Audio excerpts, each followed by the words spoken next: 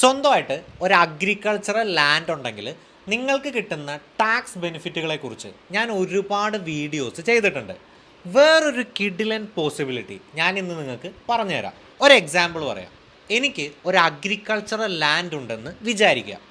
എൻ്റെ ഒരു ഫ്രണ്ട്, ആൾ ദുബായിലാണ്, പുള്ളി ഒരു NRI ആണ്.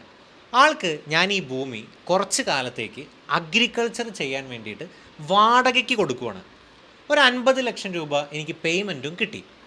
ഈ 50 ലക്ഷം രൂപയ്ക്ക് മുകളിൽ ഇന്ത്യയിൽ ഞാൻ ഒരു രൂപ പോലും ടാക്സ് കൊടുക്കണ്ട. Completely A tax free income.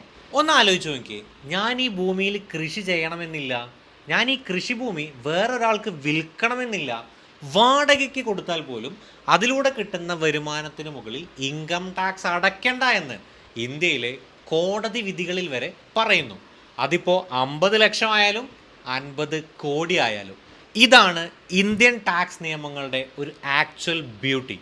നല്ല രീതിയിൽ സ്മാർട്ടായിട്ട് ഉപയോഗിച്ചാൽ നല്ല ബെനിഫിറ്റ് ഉണ്ടാക്കി തരുന്ന ഒരുപാട് നിയമങ്ങൾ ഇവിടെ ഉണ്ട്. Thank you.